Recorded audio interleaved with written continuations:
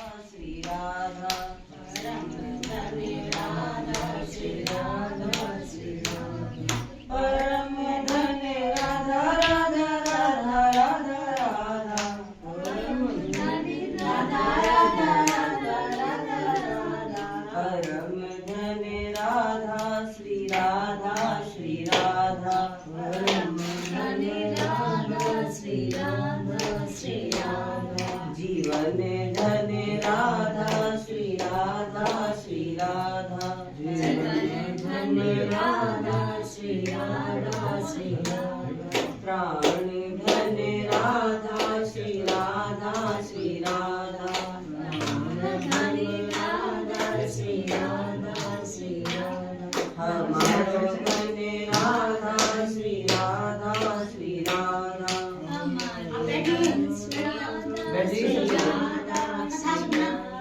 हम सबको धन्य राधा श्री राधा श्री राधा सबको धन्य राधा श्री राधा श्री राधा बोलो श्री राधा रानी की जय। वासुदेव श्री कृष्ण भगवान की जय। दाऊ भैया की जय। कामन धाम की भोजन थाली तीर्थ की संपूर्ण ब्रजमंडल की समस्त देवी देवताओं की अपने अपने माता पिता की सदगुरुदेव की आज के आनंद की जय जय श्री राधे। देखिए जिस पावन धरा पर आप सभी भक्तजन विराजमान हैं इस पावन भूमि का नाम है भोजन थाली। आप चित्रपट के माध्यम से दर्शन कर रहे हो कि हमारे ठाकुर जी कृष्ण बलराम अपने सखाओं के साथ बड़े प्रेम भाव से इस पावन भूमि पर भोजन की क्रिया कर रहे, इसलिए इस पावन भूमि का नाम है भोजन थाली। अब बात अगर हम कर रहे हैं ठाकुर जी की लीलाधर की, ये लीला स्थलीय भगवान की, तो ठाकुर जी की लीला को क्या सिर्फ भोजन करने, दूध पीने, थाली कटोरा बनाने तक ही सीमित रख सकते हैं क्या? अगर ठाकुर जी को सिर्फ भोजन करना होता, सिर्फ दूध पीना होता, अपना भोजन करने के लिए, दूध पीने के लिए ठाकुर जी को अगर सिर्फ थाली कटोरा ही बनाने होते तो इतनी दूर यहाँ काम्बल इंद्रसेन पर्वत यहाँ जंगल में आने की ठाकुर जी को क्या जरूरत थी?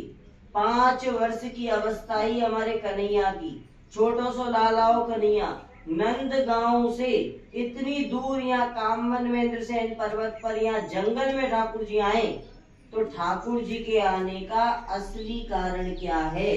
भोजन करना, दूध पीना, ये तो बस एक जरिया है, एक माध्यम है।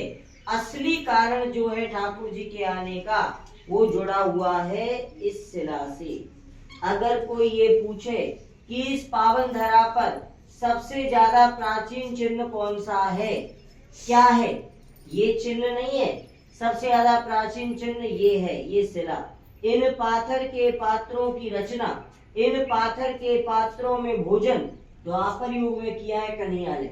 ये जो शिला है कोई साधारण शिला नहीं है, ये है सौभाग्यवती वर प्रदा स्वरूप छवि भक्त शिरोमणि कृष्णावती मैया साक्षात बैठक शिला के रूप में।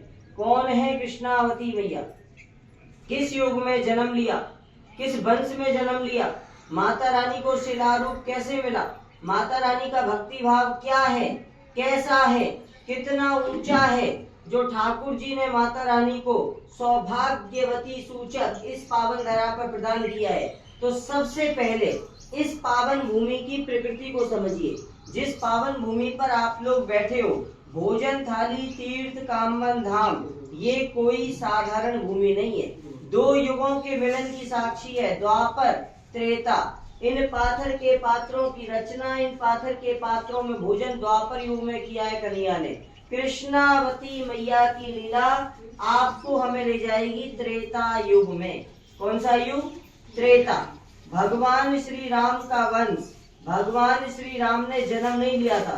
भगवान श्री राम के पिताजी श्री दशरथ जी महाराज, श्री दशरथ जी महाराज के पिताजी श्री अज महाराज, श्री अज महाराज जी से भी आगे चलिए। भगवान श्री राम के वंश में तीसरी चौथी पीढ़ी में अयोध्या के राजा हुए कुबलासु। कुबलासु राजा की सुपुत्री हैं भक्त शिरोमणि कृष्णावती मैया, जिनका शिला रूप में दर्शन आप कर रहे हो, हम कर रहे हैं, पूरा ब्रह्मांड कर रहा है।